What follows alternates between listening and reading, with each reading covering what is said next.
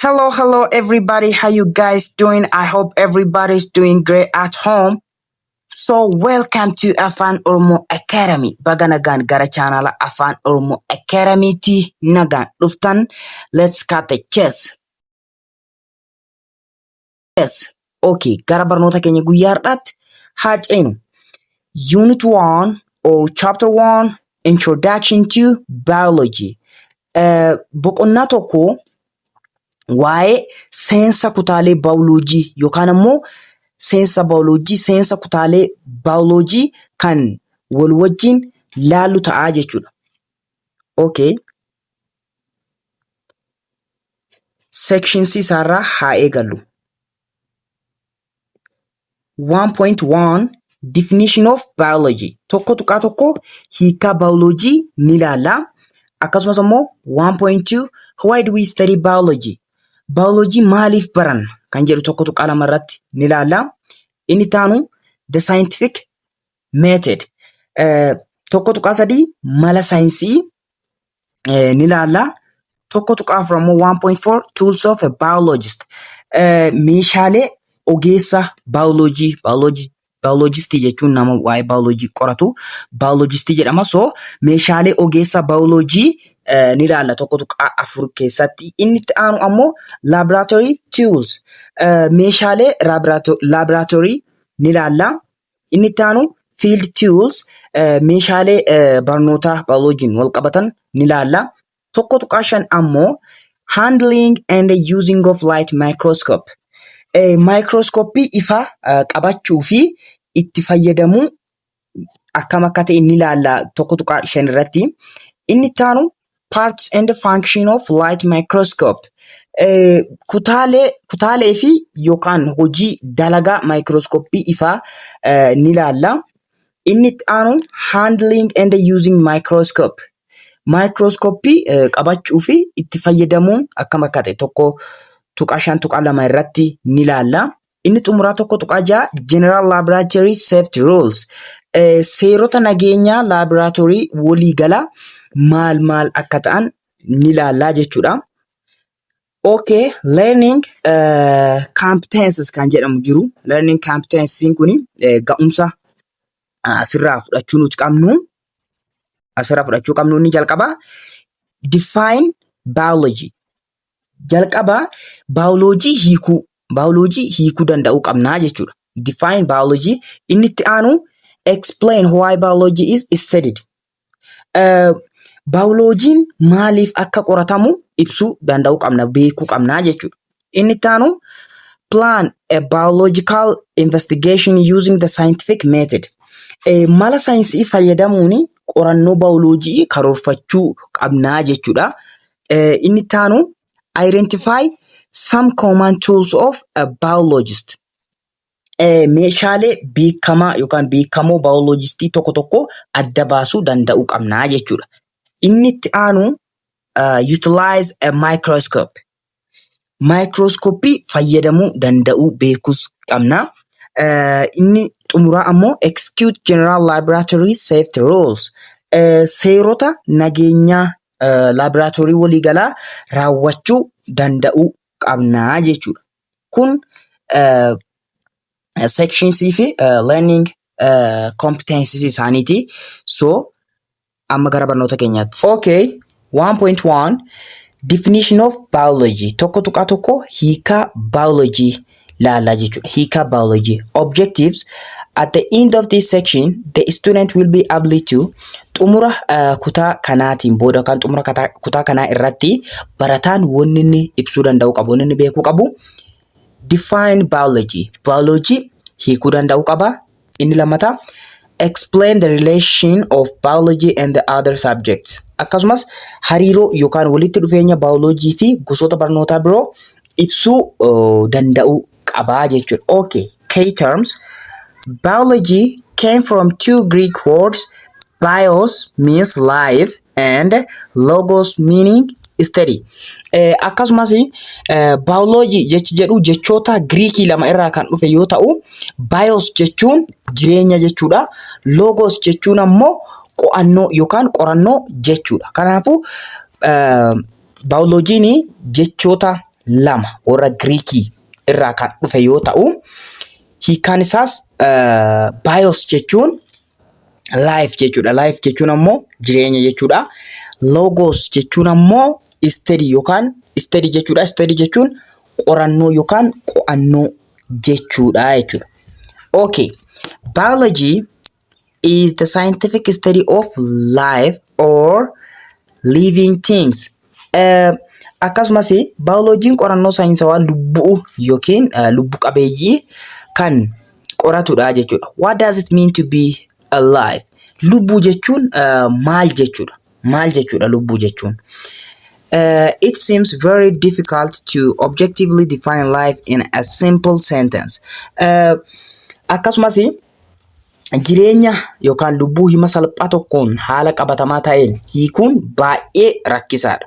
But garuu we recognize life mainly by common characteristics shared by living systems. Garuu jireenya ni beekna irra caalaa amala waliigalaa sirnoota lubbuu qabanii waliin qooddataniin beeknaa jechuudha. Okay. Living things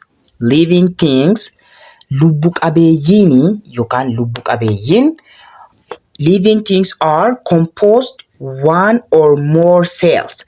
Lubbu qabeeyyiin seelii tokkoo fi isaa ol irraa kan ijaaramanidha. Maaliin lubbu qabeeyyiin seelii tokkoo fi isaa ol irraa ijaaraman. Living things are complex and highly ordered. Akkasumas lubbu qabeeyyiin walxaxaa fi tartiiba olaanaa kan qabanidha jechuudha. Living things can respond to stimuli, grows, reproduce, etc. Akkasumas kakka'umsa deebii kennuu danda'u, guddachuu, wal hormaataa fi kan kana fakkaatan amaloota kanas qabu. Living things transmit genetic information to their offspring. Akkasumas odeeffannoo genetikii sanyii isaaniitti dabarsuu jechuudha. Living things inni itti aanu need the energy to accomplish work. Akkasumas hojii raawwachuu fi lubbu qabeeyyiin hojii raawwachuu fi anniisaa barbaadu jechuudha. Anniisaa barbaadu. Lubbu qabeeyyiin hojii hojjechuuf maal barbaadu? Anniisaa barbaadu jechuudha. Inni itti aanu living things can maintain relatively constant internal conditions yookaan homeostasis. Haala keessoo wal madaalaa ta'e eeguu danda'uu fi homeostasis kan jedhamu kana haala keessoo wal madaalaa ta'e eeguu danda'u jechuudha. Living things yookaan lubbu qabeeyyiin. Inni biraa ammoo living things are capable of evolutionary adaptation to the environment etc. Akkasumas jijjiirama naannoo wajjin wal madaaluu danda'uu fi kan kana fakkaatan amaloota kana qabu jechuudha. Lubbu qabeeyyiin. Okay. What is a scientific study? Qorannoon saayinsii maal?